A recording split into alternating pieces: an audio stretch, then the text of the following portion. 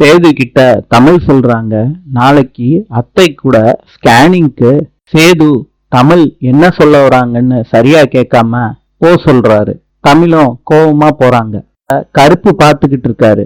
என்ன சேது, தமிழ் பண்ண தப்புக்கு மன்னிப்பே கிடையாதா? உங்க அப்பா இன்னொரு பொண்ண கட்டி வைக்கிறேன்னு சொன்னா நீ என்ன பண்ணுவ சேது? சேது சொல்றாரு, மாமா, நான் காதலிச்சு கல்யாணம் பண்ண பொண்ண மறக்க என்னால முடியாது மாமா. அத கதவுக்கு பின்னாடி நின்னு மோகனா கேக்குறாங்க. ராஜாங்கத்துக்கிட்ட சொல்றாங்க. ராஜாங்கம் சொல்றாங்க, சேது வாழ வேண்டிய வயசு, இப்படி தனிமரமா இருக்கானே மோகனா. சேது கதவுக்கு பின்னாடி ராஜாங்கம் பேசுறத கேட்டுட்டு கதவை திறந்துட்டு உள்ள வர்றாரு. ராஜாங்கத்துக்கிட்ட உட்கார்றாரு சேது.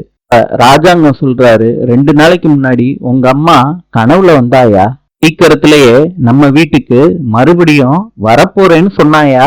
இது உனக்கு மகளா வர்றேன்னு சொன்னா. சேது கண் கலங்கி ராஜாங்கம் மடியில படுக்கிறாரு. ராஜாங்கம் சொல்றாரு, சீக்கிரத்திலேயே உங்க அம்மா இந்த வீட்டுல வந்து பிறக்க போறாயா? மோகனா பிரமிப்பா பாக்குறாங்க.